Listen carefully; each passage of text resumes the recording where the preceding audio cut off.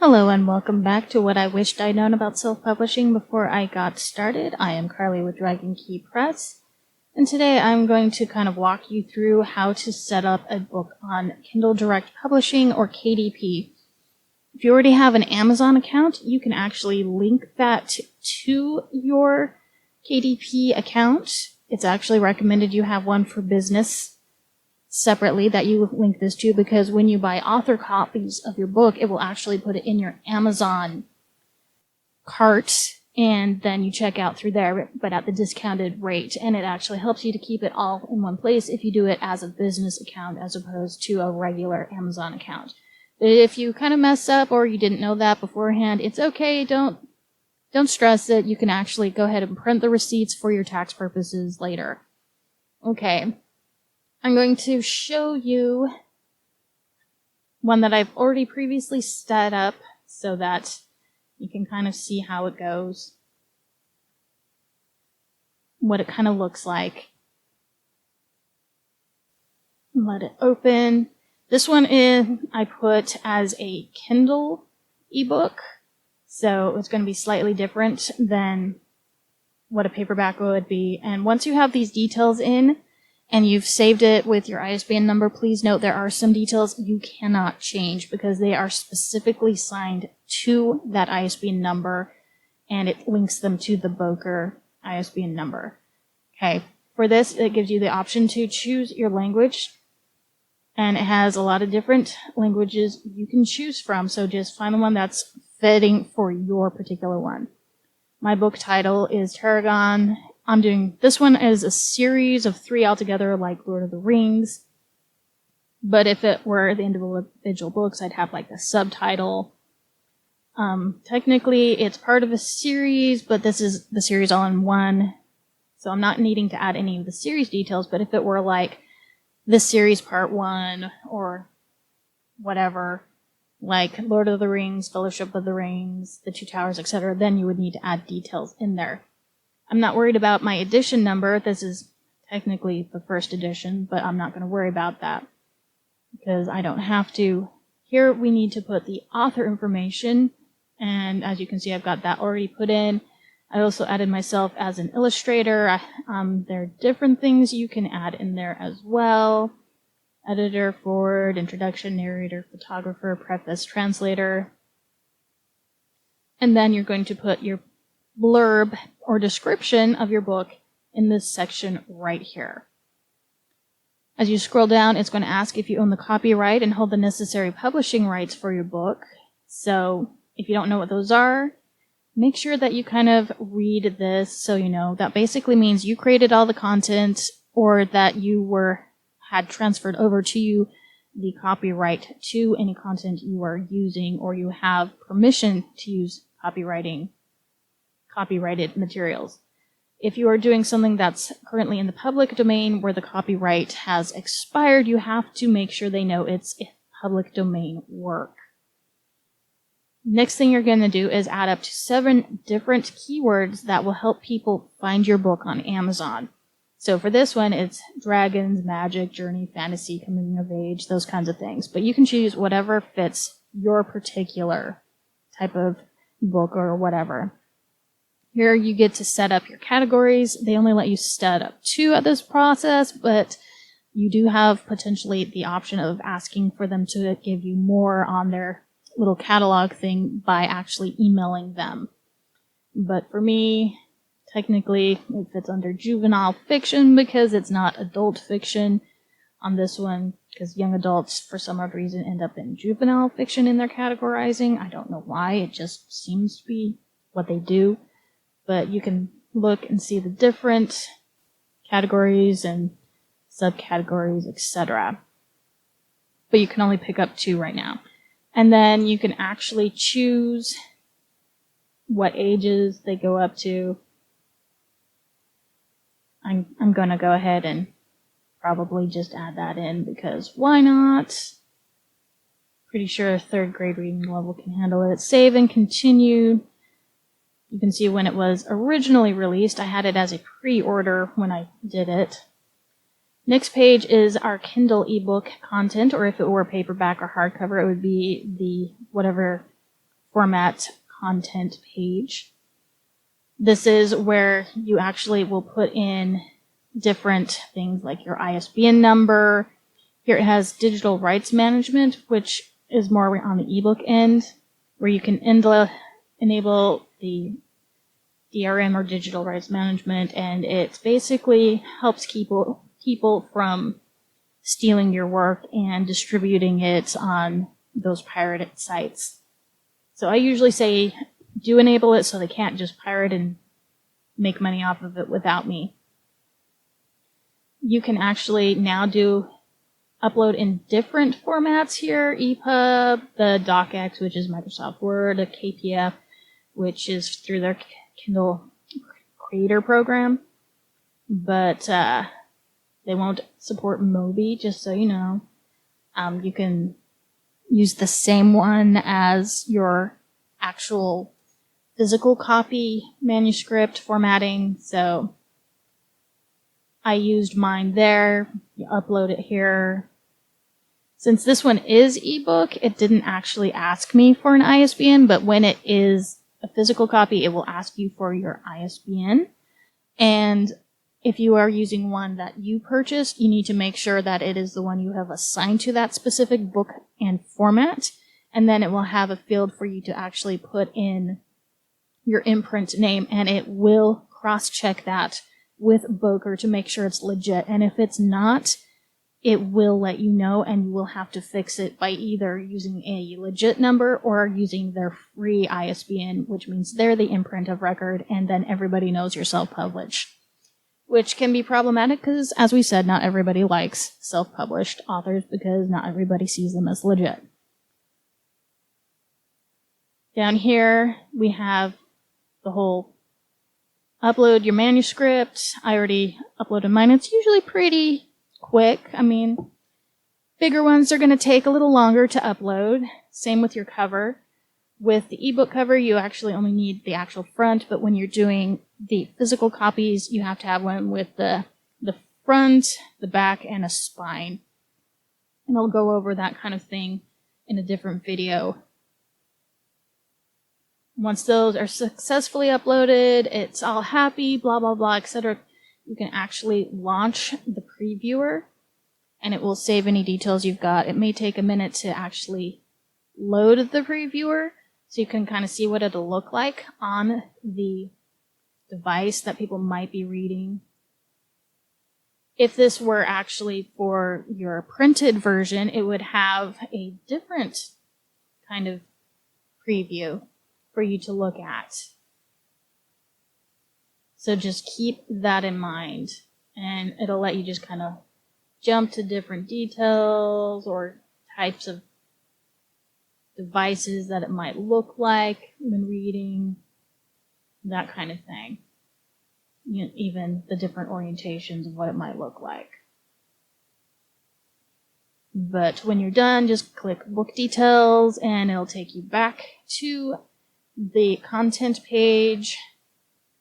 But when you're doing it on the physical copies, it will look different. It will actually show you what it would look like. And I can actually open one of those up in a minute. But down here is where they put the ISBN, and for the ebook version, on the physical ones, it's actually at the top of the page.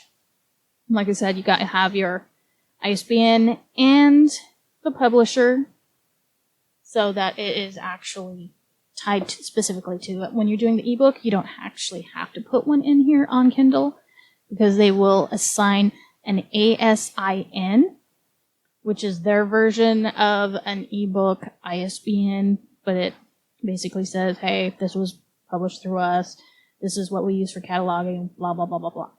Once you're done with that, save and continue. It may take a minute, depending on how many changes you've got going on there. And this is where you're going to do your book pricing. You can have individual territory rights or just worldwide rights. Go ahead and kind of look and see what works for you, because some areas you can only sell in certain areas depending on where you're publishing, etc. Here I'm just going completely worldwide rights because why not? My primary marketplace here is Amazon, just regular, but if you're from a different country, you might want to pick a different one for that. And then with your royalty, you can actually choose between 70% or 35% on your ebooks. When it is your print books, it's pretty much a set royalty, which is basically how much you get back once they have covered the cost of printing and their take of the price. So keep that in mind. And for here, it actually will show you the different prices for that if you went on the 35 rate or the 70% rate. And this is the price that you get to manually choose and change. From this one, it has to be between a certain price range for each different type. Just kind of keep that in mind. It might automatically kind of generate it to go with what everything else is, but I don't want to change it, so I'm going to just put it back to what it was and update as necessary through here, as you saw. But if you want to change it individually, you can do so as well. But I'm not going to. This is for all of their Amazon websites that they have. Okay, down here they give you an option on the ebook for ebook lending. It allows your customers to lend your ebook after purchasing it to their friends and family for 14 days. You can say yes or no. I said, sure, why not? You can do that. But once I'd published it, I can't undo that because it's already published. And just as a heads up, it can take up to 72 hours for your title to become available once you've got it set up and you've hit that print and done go button. And if you make any changes, it could take that long as well. If you haven't set up any other types, it's going to say, hey, you can set up other types, etc. But I've already got another type set up for this one. As you see, I've got a bunch. Let me see if I can find one that is actually paperback to show you. This one is the first one of the Tarragon series, just to kind of show you the difference on that content. Every time you change a tab, it's going to ask you to save in case you made changes, whether you did or didn't, just so you have that as a heads up. But once it's verified, see, it actually verifies that you own the title assigned to the ISBN, the print, blah, blah, blah, etc. As you can see here, we've got a different kind of screen on the paperback interior type thing where it actually kind of shows you the different types because you have different paper types. If I'm going black and white, I prefer a cream paper inside. It's easier on the eyes, but for color, you have to have white paper. And if you're doing color, it does have options for you to put in for bleed, which is when it comes off the page or covers the whole page, spills off the page, or no bleed, and they have specific file types that you have to use if you do bleed, and that would be PDF. So you could do something like InDesign or something with that. But if you don't have bleed, where it does not run off the page, you can just do the Microsoft Word document and it's fine. Here I've chosen my interior size, but just remember, once you have chosen your size, it is set and sorted once you've hit that publisher button. So once you've hit that publish button, you cannot change it. You'd have to make a completely and totally different one if you were going to do a different size. So make sure you choose the size you want carefully. I prefer the 5x8, but a standard is 6x9. 5x8 is also a standard. If you looked at that particular video, you could see different sizes that are pretty standard. I have no bleed. See right here, PDF bleed only, but mine has no bleed. But we're not going to worry about that. And then it gives you the option to choose your paperback cover finish. I like the glossy over the matte. The matte has a tendency to pick up fingerprints and the like a lot easier. Some people prefer matte. So you can kind of just see what works for you. And you do have the option of actually asking for a author copy prior to hitting the publish button so you can actually see what it looks like.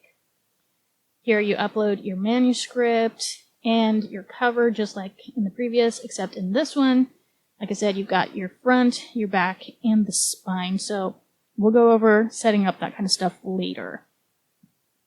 But if you have a barcode already on your cover from something previously, you've purchased a barcode or something through Boker, you do need to check the box there so that it does not try to generate another one on top of the already existing one.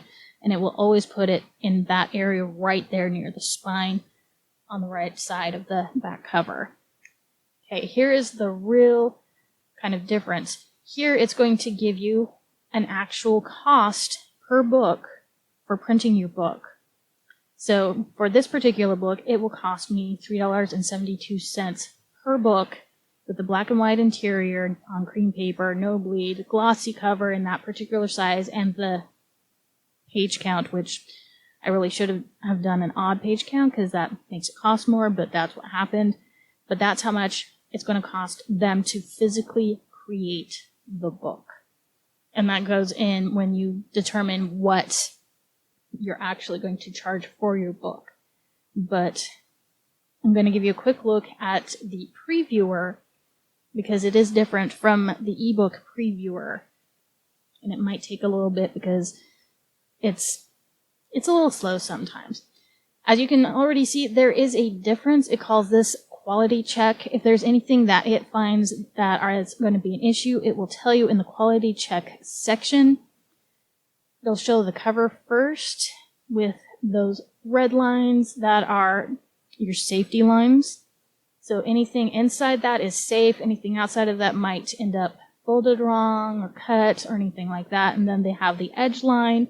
And anything beyond that is the bleed over. So you definitely deal with bleed with your cover creation.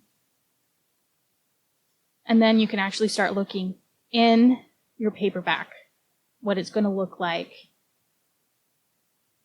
See if there's any formatting issues that are going to be a problem, especially with your paragraphs. Do they look the way you want them to look? Things like that. You can change your view from a 2-page view to a thumbnail view. It sometimes takes it a minute to try and get it all worked out because, that's making it think.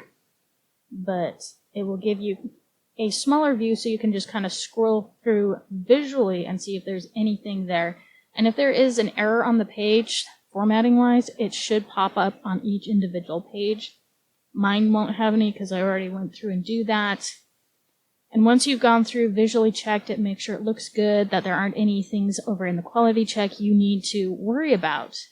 You're going to say, I approve this proof, because this is you looking over your proof to make sure it is exactly how you want it to appear in the book. It'll take you back to your paperback or hardcover content page, and then just the slight differences with the pricing page. You can see that here just a second. You still have the territory rights, choose your market, where you're selling it. Here it's actually going to show you how much it costs to print in each area right there. Here is the royalty rate based off of the price you pick, and you have a minimum and a maximum you can charge, because the minimum is what they will print it as so that they make a profit. Anything above that is the profit you make. But if you go too high on your price, people will not necessarily buy it. But it will tell you how much royalty you will get based off of the price you choose. And if you do expanded distribution, which means it actually will do it in other places besides Amazon, it takes a bigger cut. As you can see, it went from 60% to 40%. So I honestly actually prefer to do my expanded distribution through Ingram, Spark, or somewhere different, because they don't charge me that expanded distribution difference. Because you go from almost $6 to $3, and that's a pretty big difference in what you got there. But again, you can manually adjust the prices here if you want to, or you can just have it all kind of calculate based off of your intended price in your market. Now, if you want to look at what it's going to look like, you can actually request a printed proof of your book prior to hitting that publish button right down here. And you just click on it, and it will kind of go through the order screen process where you can say, yes, I want to blah, blah, blah, how many copies to whatever address. It'll put it in your Amazon cart for like regular Amazon, not KDP. And then you purchase it through that because you have to pay the price of printing for that. And then any shipping that it might incur to do that as well. And then you can also order your author copies through here as well, where you can do different numbers that are of the finished approved product that they will print and send to you so you can sell them in person. I didn't really make any changes, but I'm still going to say publish my paperback just to be safe. Otherwise, you never know if it's going to have an error or not. But that's basically the differences between the two of those. I'll go over some of the other things later with all of this, because there's also the reporting, community, marketing, and those kinds of things. But I think that's plenty for one video. As always, if you have questions, comments, etc., feel free to drop a comment or send me a message. And I hope you learned something that will help you with the whole process. I am Karlie with Dragon Key Press, and I hope to see you next time.